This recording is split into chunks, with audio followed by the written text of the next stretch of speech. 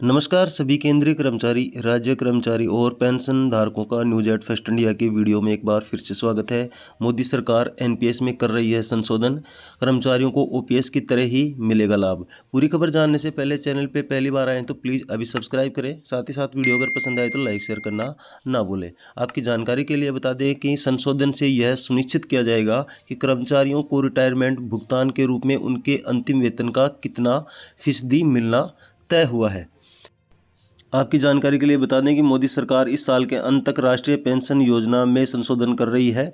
इस संशोधन से यह सुनिश्चित किया जाएगा कि कर्मचारियों को रिटायरमेंट भुगतान के रूप में उनके अंतिम वेतन का कम से कम 40 या 45% मिले, जिसकी उच्च स्तरीय पैनल ने सिफारिश की है। इस मामले से परिचित लोगों ने कहा है कि फिलहाल इस पर विचार किया जा रहा है। दरअसल पेंशन का मुद्दा इस समय हावी है। कई गैर बीजेपी शासित राज्य पुरानी पेंशन योजना पर स्विच कर रहे हैं, जो पेंशन भोगियों को रिटायरमेंट के समय मिले वेतन का 50% मासिक लाभ प्रदान करता था। राजस्थान, छत्तीसगढ़, झारखंड, हिमाचल प्रदेश और पंजाब सहित विपक्षी दलों द्वारा शासित राज्य पुरानी पेंशन प्रणाली पर वापस लौट आए हैं, जो कुछ अर्थशास्त्रियों का कहना है कि इस योजना से राज्य सरकार दिवालियापन में जा सकती है।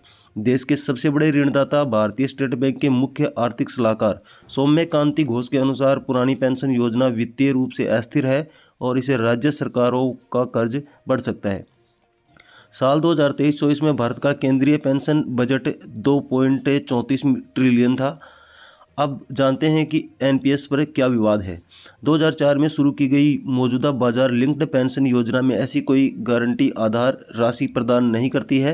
विवाद का दूसरा मुद्दा यह है कि एनपीएस कर्मचारी के वेतन के 10% योगदान पर आधारित है, जिसमें सरकार 14% का योगदान देती है, जबकि ओपीएस में कर्मचारी का कोई योगदान नहीं है। दूसरी ओर एनपीएस पेंशनर्स को रिटायरमेंट के समय कोष का 60% टैक्स फ्री और शेष 40% भुगतान कर योग्य होता था।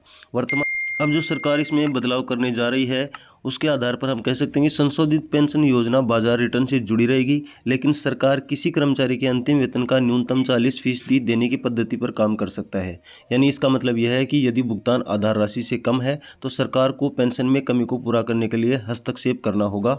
वर्तमान में कर्मचारी औसतन 36% से 38% के बीच औसत रिटर्न अर्जित करते हैं।